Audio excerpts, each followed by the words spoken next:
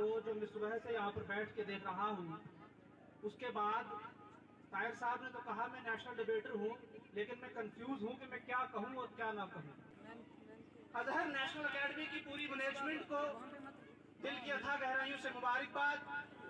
یہاں پر تشریف فرما تمام والدین، طلباء برادری اور جس بھی شخص کا جتنا بھی حصہ اور کنٹریبیوشن اس پر رہا ہے، ان تمام کو بہت بہت مبارکباد۔ وہ اس لیے کہ یہ رنگ اور ریلیوں کا پروگرام نہیں تھا، بلکہ جب ایگل پبلک ہائی اسکول سے 10ویں کرنے کے بعد میں ہمالین ایجوکیشن مشن راجوری میں گیا تو پرویز ملک کے بعد اور میری زندگی میں اب تک جس تعمیری شخص کا حصہ ہے اسے لوگ فاروق مشتر اور سر سید پیر پنجال کہتے ہیں، اور انہی کی وجہ سے آج رجوری پنچ کے اندر بھی ایجوکیشن کا، لائبریری کا اور تعمیری فکر کا ایک الگ نظریہ ہے۔ میں اس لیے ان کا ذکر کر رہا ہوں کہ جو فکر، جو سوچ، جو تعمیر آج یہاں شروع ہوئی ہے، اس کا ذکر بھی کل رجوری کے اندر، پنچ کے اندر، جموں کے اندر اور انشاءاللہ دہلی تک ہوگا۔ میں نے دہلی سے تمل ناڈ اور اروناچل سے گجرات تک کے طالب علموں سے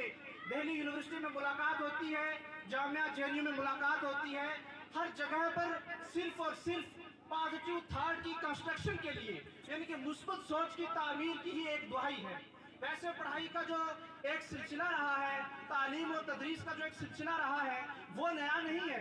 بلکہ میں نے پہلے ہی کہا کہ ہمارے پرکھوں کی کچھ دین تھی، ان کے خون جگر کی کمائی تھی کہ آج یہ سب ہو رہا ہے۔ لیکن جس طرح سے وقت چل رہا ہے، دنیا کا پہیہ جس تیز رفتار سے گھوم رہا ہے، اس کے ساتھ اس میں کوئی شک نہیں کہ درحال کے اندر سیلف سٹڈی یا ایجوکیشن کا جو ماحول تھا وہ بہت پیچھے تھا، اس میں کسی کو دو رائے نہیں ہے۔ اور آج مجھے خوشی اس بات کی ہے کہ جب ہم طالب علم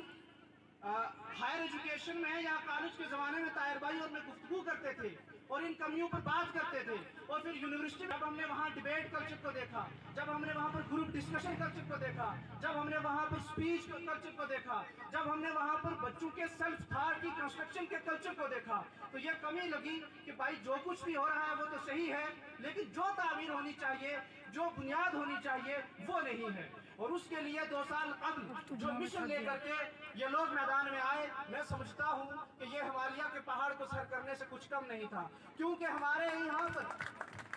وہ پروین شاکر کا ایک بہت مشہور شعر ہے کہ میں سچ کہوں گی مگر پھر بھی ہار جاؤں گی، میں سچ کہوں گی مگر پھر بھی ہار جاؤں گی، وہ جھوٹ بولے گا اور لاجواب کر دے گا۔ ہماری درحال کا یہ کلچر ہے، ہماری درحال کا ہی نہیں بلکہ میں سمجھتا ہوں کہ ہمارا جو سماج ہے ہولی سولی، وہاں کا ایک کلچر ہے کہ غلط کرنے والے کو، جھوٹ بولنے والے کو، غلط راستے پر چلنے والے کو پروموشن بہت جلدی ملتا ہے۔ لیکن جس طرح سے اے مینجمنٹ نے اپنے دن رات کو ایک کر کے اپنے خود کے کیریئر کے ساتھ سمجھوتا کر کے درحال کی نسلوں کے لیے جو کام شروع کیا ہے، اس میں کوئی دو رائے کی بات نہیں کہ ہم رہیں یا نہ رہیں، لیکن یہ چیز جو ہے آنے والے وقتوں میں ضرور اس کو یاد کیا جائے گا، اور ہماری نسلوں کے خون میں یہ تعمیری سوچ، یہ تعمیری تعلیم و تدریس کا جو انہوں نے جو بنیاد رکھی ہے، یہ بہت دور تک سفر کرے گی۔ میں اس کے لیے بہت بہت مبارکباد پیش کرتا ہوں۔ لیکن ایک چیز جو طاہر بھائی کے ساتھ گفتگو میں بھی، اور خاص کر کے پرائیویٹ انسٹیٹیوشن، کیونکہ سرکاری انسٹیٹیوشن میں جو پہلے بات ہوتی تھی وہاں تو یہ کمی تھی کہ پیرنٹس آتے ہی نہیں تھے، لیکن آج کل جو ایک رواج چلا ہے وہ یہ ہے کہ ایک شربت ہے، پتہ نہیں وہ کون سے حکیم تھے، مجھے ان کا نام نہیں یاد آ رہا ہے، کہ ہم بھی شاید اسٹوڈنٹ بھی رہے ہیں اور آج بھی اسٹوڈنٹ ہیں، اور میں نے پہلے ہی کہا کہ میرے ٹیچروں کے سامنے اگر میں لفظ کشائی کروں گا اور کچھ کہہ دوں تو وہ گستاخی ہوگی، لیکن ایک چیز یہاں پر کلچر چل پڑا ہے، اور وہ یہ کلچر ہے کہ ٹیچر کے پاس ایک ایسا شربت ہے کہ جو بچے کو پلا دیا تو بس وہ دنیا کی تمام جو اعلیٰ ترین منزلیں تھی اس نے حاصل کر لی۔ یا بچہ جب اسکول میں گیا، یعنی کہ 4 سال کی ایج کے بعد جب اسکول میں چھوڑ دیا تو پھر اس کی زندگی میں اچھا ہو رہا ہے، برا ہو رہا ہے، غلط ہو رہا ہے، صحیح ہو رہا ہے، اس کے ٹیچر کو، وہ جو بجلی ڈپارٹمنٹ کی حالت ہوتی ہے، جب بجلی آتی ہے تب بھی گالی دی جاتی ہے، اور جب بجلی پاور کٹ ہوتی ہے تب بھی گالی دی جاتی ہے، ایک عام کلچر ہے نا ہمارے گھروں کا۔ تو یہی بات ٹیچر کی ہے کہ بچہ اچھا کر رہا ہے، نہیں کر رہا ہے، تھوڑا لڑکھڑا گیا ہے، کچھ